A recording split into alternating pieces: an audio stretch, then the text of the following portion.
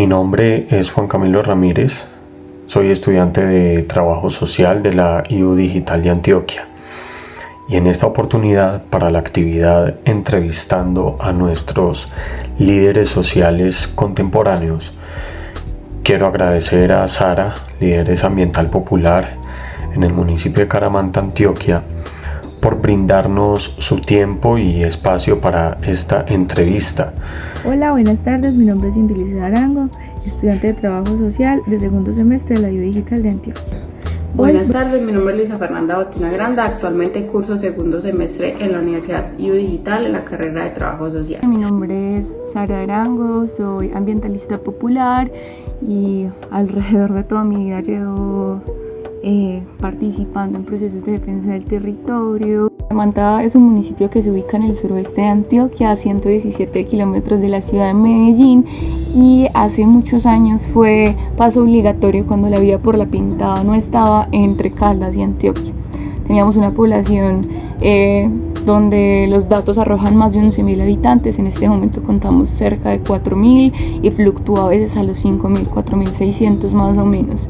Es un municipio donde hubieron grandes problemas. Caramanta limitada a la parte oriente con el río Cauca, oriente sí por donde sale el sol, y en el río Cauca se había convertido en una fosa común, entonces todos los muertos que llegaban al río pues eran traídos hacia acá. Entonces tenemos un cementerio con un montón de NNs, de personas no identificadas, no nombradas, donde pues en algún momento se convirtió como en una problemática de cómo gestionar eso, donde han ocurrido conflictos muy fuertes con las empresas mineras y con un montón de sistemas extractivistas como actualmente como el aguacate, la ganadería, la concesión de agua para explotación minera, pero también es un municipio agrícola, pecuario, con una fuerte vocación campesina. Entonces, como les contaba antes, yo he sido y he participado como en esas transformaciones del territorio, y por eso los compañeros decidieron como hacerme esta pequeña entrevista. Y bueno, les agradezco mucho por escucharnos, por escucharme, y también felicitar a los chicos de Trabajo Social como por todo su interés en la defensa del territorio y sobre todo en lo que significan los líderes y las lideresas que todo el tiempo están defendiendo esta montaña. De Caramanta. Sara, ¿cuáles considera usted que son las principales causas de desigualdad en la tenencia de tierras en Colombia? Recientemente con la presidencia de Juan Manuel Santos se instaura algo que se llama el Cinturón de Oro de Colombia, el cual determina que todo este cinturón, como de la cordillera occidental y parte de la central, está destinado a explotación minera. A partir como de esas políticas de privatización y de extractivismo surgen ciertos movimientos de campesinos, indígenas, mujeres, jóvenes, niños y niñas que luchan por la defensa de este territorio, y se crea el Cinturón Occidental Ambiental en contrapropuesta del Cinturón de Oro de Colombia. Entonces a partir de ahí pues empezamos a denunciar ciertas problemáticas. En Caramanta específicamente había una con el latifundio, era mucha tierra en pocas manos, y pocas manos con mucha tierra, lo que aumentaba pues como la desigualdad estructural en la tenencia de la tierra, pero también al acceso a la economía.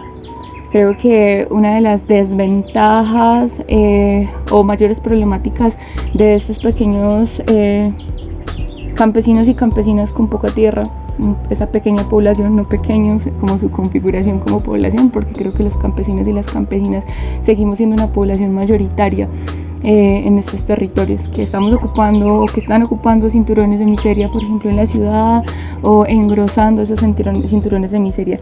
Entonces creo que uno de los eslabones más fuertes ahí tiene que ver con el poco crecimiento económico que reciben estas comunidades al perder su tierra y el desplazamiento a la ciudad. ¿Qué impacto tiene la informalidad de derecho de la propiedad de las tierras en las comunidades campesinas? Creo que la raíz del conflicto en Colombia tiene que ver con la tenencia de la tierra. La mayoría de grupos armados se han levantado por esa desigualdad y pidiendo una reforma agraria integral.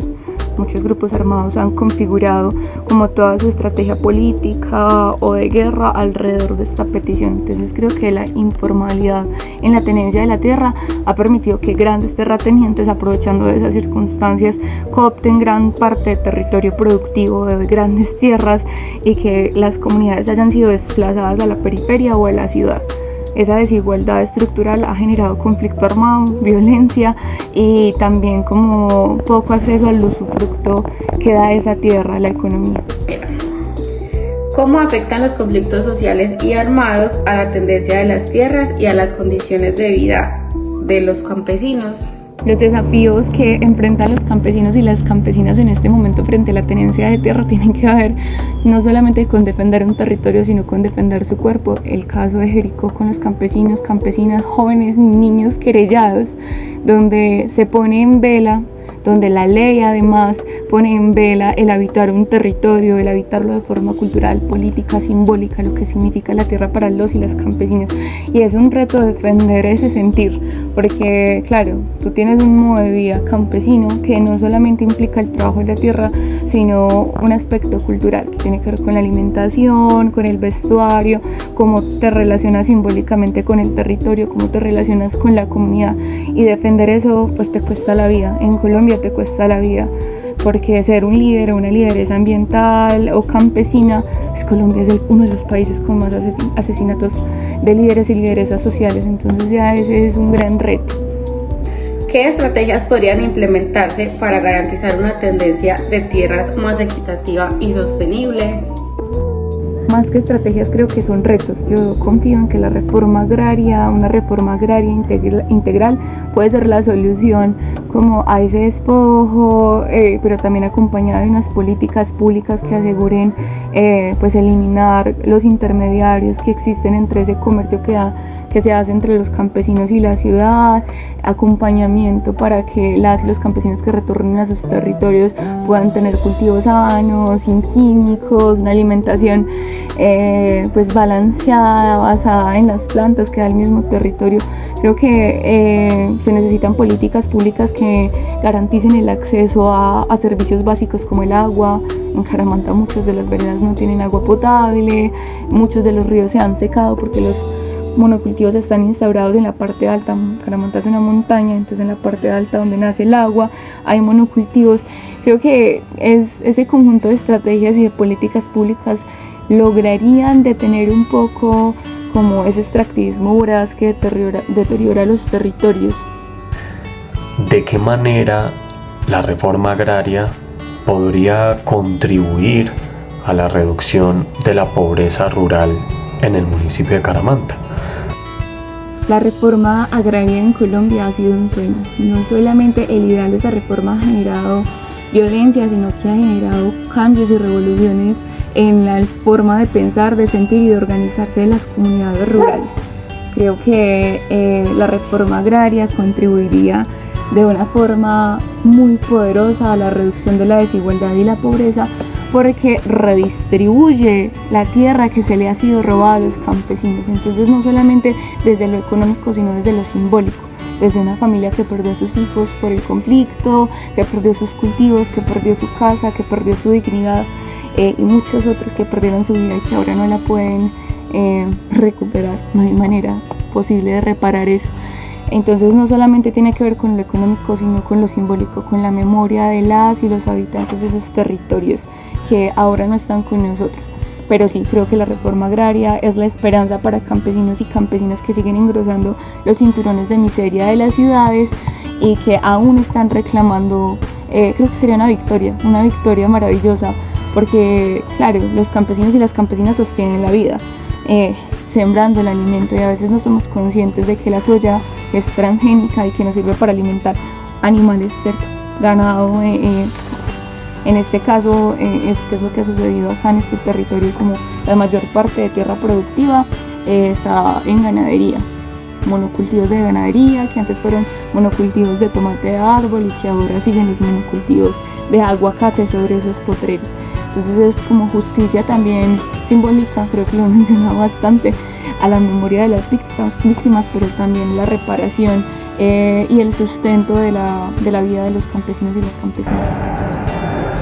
¿Qué papel juegan las grandes empresas en la apropiación de tierras y en los conflictos agrarios?